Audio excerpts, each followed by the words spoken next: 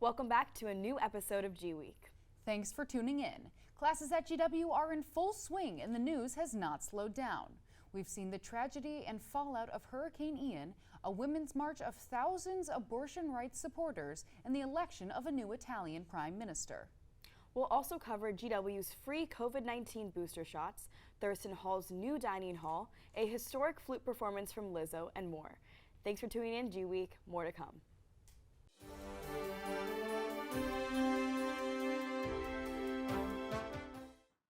Welcome back to the show. I'm Aleena Fayaz. And I'm Morgan Miller. GW is offering free COVID-19 booster shots as well as free flu shots to all students, faculty, and staff. The COVID booster clinics will be open on Fridays from October 14th to November 4th in the study spaces on the B1 level of the University Student Center. According to GW, approximately 400 vaccines will be available at each clinic. Vaccine recipients are required to wear a mask and bring their G-World card and vaccination card to the booster clinic. The final flu vaccine clinic will be open Thursday, October 20th from 8:30 a.m. to 4:30 p.m. in the University Student Center's Continental Ballroom. While Hurricane Ian crept up the coast, it left a path of destruction, leaving many people's homes in flooding or pieces. The people affected now have to pick up from where they left off after many evacuated to avoid being in its direct path. Thea Lawson has the story. Initially forming in the Central Caribbean on September 23rd, Hurricane Ian intensified through the Gulf of Mexico and Cuba until reaching the southwestern coast of Florida on September 28th in a highly anticipated storm of rain and heavy wind surges. Struck particularly hard, the coastal city of Fort Myers weathered intense flood surges as Ian traveled inland to central Florida and into the Carolinas, knocking out power and battering the economy as businesses and homeowners recoup from power losses and infrastructure damage. As of October 8th, Time reports that the death toll from Ian has surpassed 100 and is anticipated to rise, making it the, quote, third most deadly hurricane to hit the mainland in a decade, end quote. As homeowners and residents across Florida and Carolina continue to face extensive damage from the impacts of Ian, our thoughts reside with all who have lost loved ones or been financially, economically, or physically burdened by Hurricane Ian's destructive path. On October 13th, we talked to Evan, a college student in North Carolina who was personally affected by the impacts of Hurricane Ian. For Gweek, I'm Thea Lawson. Now over to Preston for the interview. Why don't you start by introducing yourself? Yeah, so my name is Evan. I'm currently a freshman here at Wake Forest University in Winston-Salem, North Carolina. How did it impact your normal day-to-day life? A lot of rain, torrential downpour, and there was flooding, and there was trees, branches falling. All of our classes here at university were canceled on that Friday in order to make sure everybody in the student body was safe. In addition, we were advised to stay in our dorm rooms, in our places of residence, in order to be safer and just to make sure that nobody got injured or was severely impacted from the hurricane. And I could say that the few incidences where I had to leave the room, it was very evident why all those restrictions were placed. For example, I had to leave to go get food for dinner, and my umbrella, which I was carrying, blew away from my hands due to how severe the wind gusts were. And I can only imagine how much worse it was in other places. So it did affect my day-to-day life to a certain extent. How was the media coverage around the hurricane? Did it help you to become more aware of what it would do in your community or other communities? What was the impact of that? Yeah, so media coverage, I think, was very important for just informing me about this hurricane, this storm. Thank you so much. Yeah. With rough times still ahead for the victims of Ian, you can help impacted survivors by visiting the Federal Emergency Management Agency, or FEMA, to learn more about disaster survivor assistance, whether it be volunteering to help in affected areas or providing donations in the form of cash or supplies. For Gweek, I'm Thea Lawson. Thanks, Thea.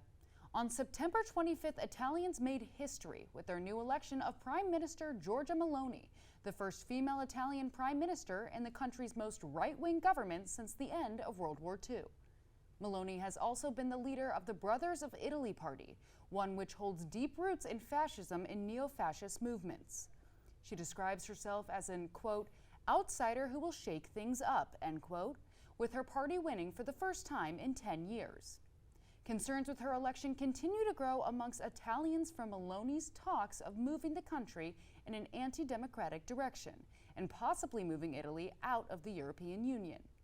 Her predecessor, left-wing party leader Enrico Letta, commented throughout her campaign, quote, if the right wins, the first person to be happy will be Vladimir Putin, end quote.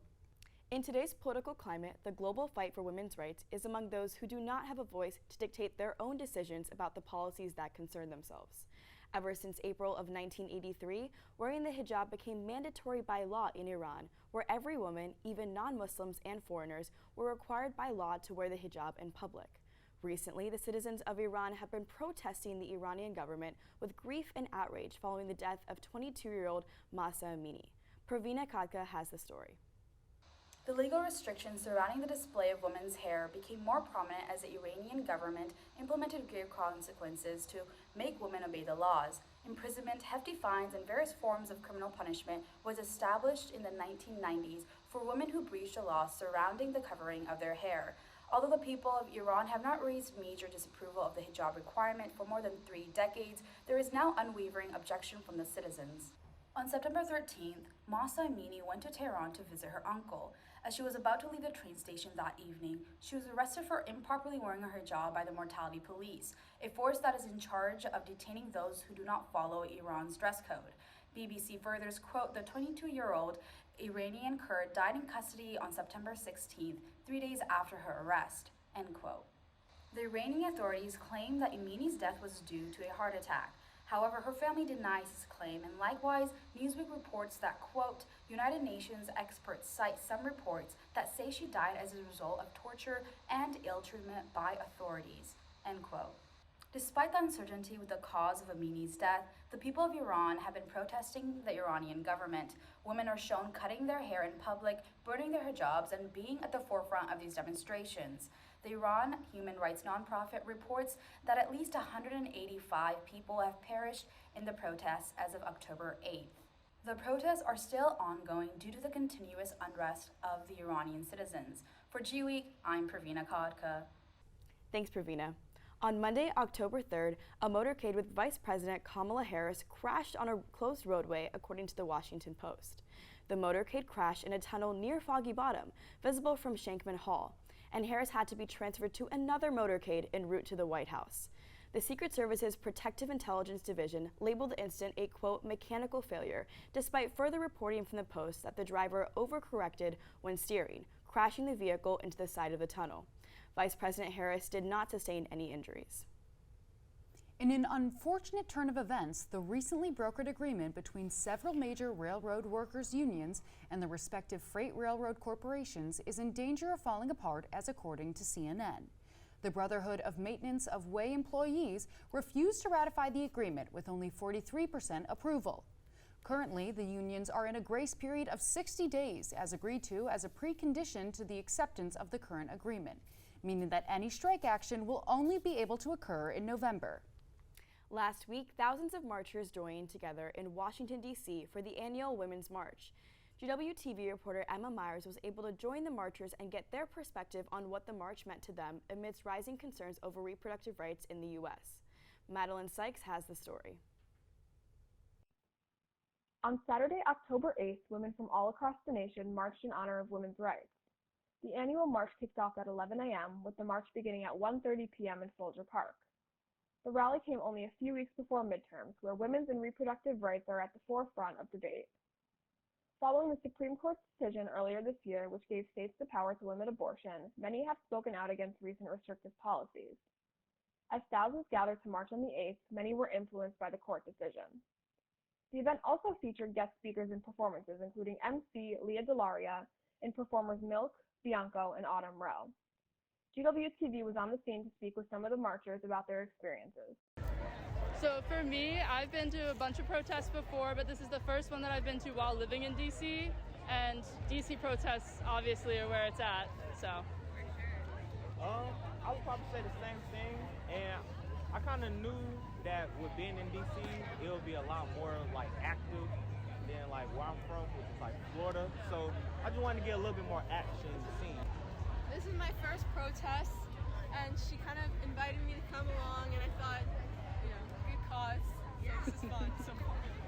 I remember reading the brief with one of my teachers, and both of us just crying in the middle of class. So very politically charged. I actually don't really know that much about it. I'm still doing my research, trying to learn more about the movement and try to just get more knowledge on it before I talk too much, so I don't just, say a whole bunch of BS without knowing too much about it, you know what I mean? I think that it's best to keep into account that abortion is going to primarily affect the people that can't get access to pregnancy care and just reproductive health in general. So the lower class and, of course, minorities, they're going to be most impacted.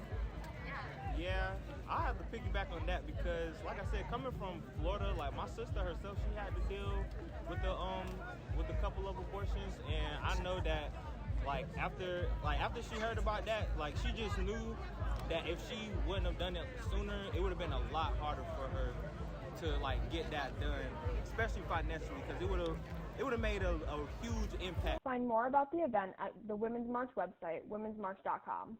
For Gweek, this is Madeline Sykes. Thanks, Madeline. After many rumors circulating about their resurgence, the 90s pop-punk band Blink-182 has just reunited for the first time in 4 years. After their formation in 1992, Blink-182 released alternative hits such as Cheshire Cat and Dude Ranch. The group went through numerous split-ups and reunions, with the most recent one due to, quote, creative differences, end quote, back in 2018, according to NPR. In an interview with People magazine, bassist Mark Hoppus said he was, quote, open to whatever the next phase of Blink is. I'm hopeful for the future, end quote. Blink-182 are breaking their silence with a new song, Edging, releasing October 14th. The band plans to go on a world tour in March of 2023 to celebrate their comeback. The long-awaited Thurston Dining Hall has finally opened in the newly renovated building. The all-you-can-eat buffet-style dining is new. So here is Abigail Brubaker with more information. The Foggy Bottom campus's long-awaited first all-you-can-eat style dining hall opened its doors on Wednesday in Thurston Hall. The university announced plans in August of 2021 to launch a more traditional college dining experience, which officials said aimed at eliminating food insecurity on campus. The revamped dining plan included renovations to Thurston Hall, Shankman Hall, and District House to house the buffet-style system. Pellman Commons on the Mount Vernon campus was the first to see these renovations in August of 2021. Quote, we believe that accessing healthy, affordable food should never be a concern of our community, end quote, the email issued to community members stated in August of 2021. In July, the university announced plans to delay opening the new dining halls. Initial plans had placed the launch in September for all 3 halls. However, officials said issues in construction and supply chain affected their completion. Quote, because we have experienced some delays as a result of global supply chain issues, we will begin the 2022-2023 academic year with a hybrid approach for our fall semester dining plan, end quote, officials said in an email sent to the GW community in July. In an email sent to Thurston residents, community coordinators informed residents they would retain preliminary access to the basement dining hall. Thurston's dining hall opened for in-house residents on October 10th, 2 days prior to the school-wide launch. Quote, this residents-only sneak peek helps the dining staff settle into their new home before serving meals to a larger community. Community coordinators Allie, Tim, and Don sent in an email to their residents. The hall is only open to GW students, faculty, and guests at this time. Community members may use a G-World meal plan credit or cash to pay for an $8 breakfast, $10 lunch, and $12 dinner at the dining hall. An email sent by the GW dining team to all students on October 10th said 9 stations with a variety of options would be available in the all-you-can-eat system. The stations include a made-from-scratch bakery, deli counter, and allergen station for students with sensitivities. On-the-go ordering for the Butcher and Baker Deli counter is also available to students on the GW meal plan. From Gweek, I'm Abigail Brubaker. Thanks, Abigail. On September 21st, Russian President Vladimir Putin announced a partial mobilization of Russian reserves to join the war against Ukraine. According to the Warsaw Institute, nearly 200,000 Russians have fled their country in attempts to dodge the mobilization. While the Russian army is increasing in numbers, they don't have the capacity to support everyone. According to the Moscow Times, troops are reportedly sleeping on the ground and purchasing their own equipment and food. We are now joined by our lifestyle correspondents, Emma Myers and Charlie Mark, to give you the inside scoop on all the festive Halloween happenings around the district. Halloween is on the horizon, and there are several events and celebrations taking place in the DC area. Here's an overview of the best spooky attractions that you can enjoy this fall, all of which are walkable or accessible via public transport from campus. DC has a rich history, and with it comes many spooky sights. DC Ghosts is a ghost tour company that walks you through the 8 most haunted places in the city. Some tourists claim to have seen the ghosts of past first ladies. You can book online at their website, dcghost.com, with tickets costing $30 per person. For all of our watchers who aren't a fan of the supernatural, the Air and Space Museum offers Air and Scare, a free event with trick-or-treating, arts and crafts, an obstacle course, a scavenger hunt, and even a costume contest. The event is held at Stephen F. Udvar-Hazy Center on October 29th from 10 a.m. to 3 p.m. And to reserve your tickets online beforehand, visit the Air and Space Museum's website. If you haven't heard of the mansion on O Street, you're definitely missing out, especially as it is currently holding its yearly Halloween hunt. The O Mansion has over 100 rooms and 70 secret doors, with hidden Halloween and fall-themed items found in various rooms. Prizes are even available if you find certain hints and clues within the room. Tickets are $35, and you can book on Eventbrite for a specific date and time. If you're more into the funny side of spooky season, Halloween Whodunit is a comedy show produced by the DC Improv Comedy Club and Restaurant. The show is a Halloween murder mystery for the audience to solve. Each guest attempts to solve the murder, and audience members can also volunteer to play roles in the show itself. The show is on October 26th, and tickets are $25 on the DC Improv website. Enjoy the Halloween season, GW. For Gweek, I'm Charlie Mark. And I'm Emma Myers. Back to you, Aleena and Morgan. Thanks, Charlie and Emma. On Friday, September 30th, Leslie Jones performed at the annual Fall Comedy Show. The performance sparked some controversy among parents who attended the event. Jones included sexual jokes and advice in her performance and even spoke personally to audience members during the last few minutes of her show. Parents took to the George Washington University Parents Underground Facebook group to vocalize their discomfort. One parent posted a statement that said, quote, "I was really upset that GW put us in this situation. We were expecting the content to be something we could enjoy," end quote. According to the Washington Post, Lizzo played a crystal flute that was made for former President James Madison during her concert at both Capital One Arena and a private showing in the Library of Congress on September 26th and 27th.